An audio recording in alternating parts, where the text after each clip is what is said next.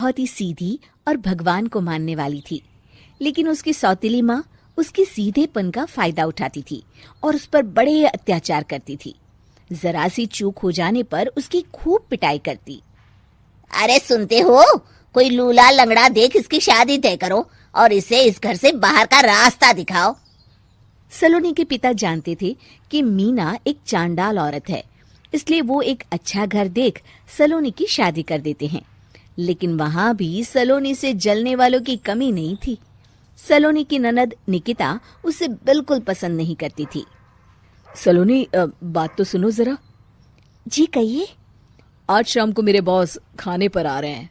ध्यान रहे उनकी खातिरदारी में किसी प्रकार की कोई कमी नहीं होनी चाहिए। जी आपने कह दिया, बिल्कुल वैसा ही होगा। शाम को सलोनी जैसे ही गैस पर खाना चढ़ाकर वहां से जाती है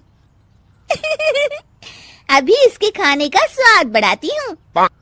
निकिता गैस की आंच तेज कर देती है। थोड़ी देर में देखते ही देखते सारा खाना जल जाता है और पूरे रसोई घर में चारों तरफ धुआं फैल जाता है। अब आएगा मजा। माँ जल्दी आओ, यहाँ देखो सलोनी ने किचन में आग लगा दी। अरे तेरा सत्यानाश हो, कल मुही तूने ये क्या कर दिया? सलोनी की सास उसे बहुत डांट फटकार लगाती है। तभी मोहन अपने बॉस के साथ घर में प्रवेश करता है। अरे भाई मोहन, ये क्या तुम्हारे घर का क्या हाल हो रखा है? लगता है खाना जल गया है। चलो खाने का प्रोग्राम कैंसिल करो, मैं अपने घर जाके खा लूंगा। सर दरअसल सर मुझे माफ कर दीजिए। अरे कोई बात नहीं, घरों में ये छोटी मोटी बातें होती रहती है।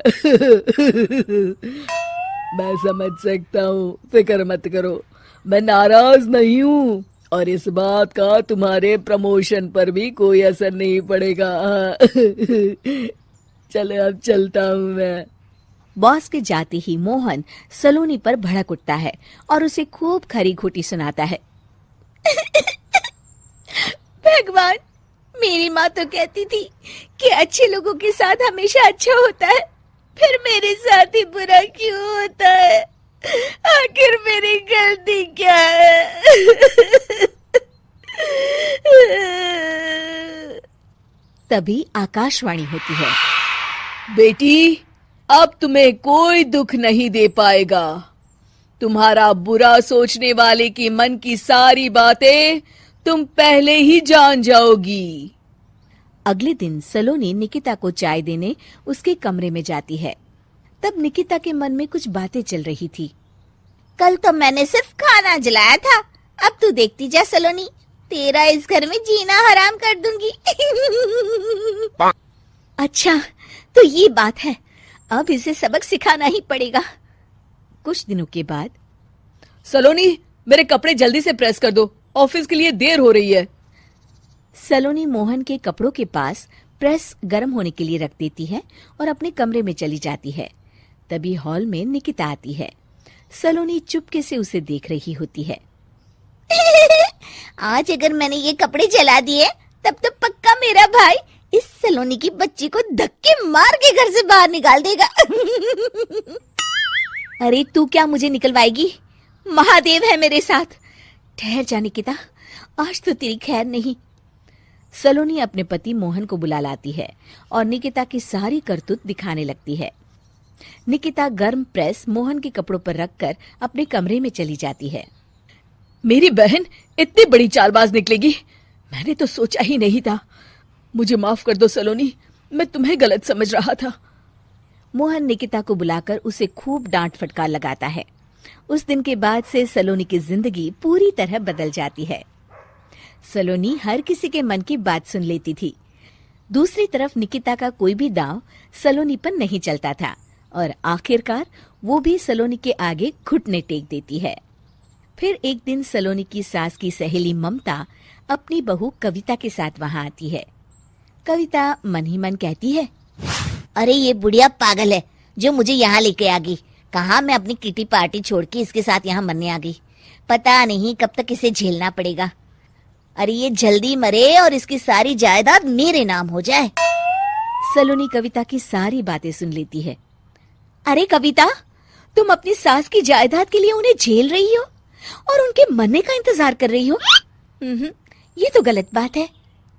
सलोनी की बात सुनकर कविता बिना देर किए कहती है, अरे ये तुमने कैसे सुन लिया?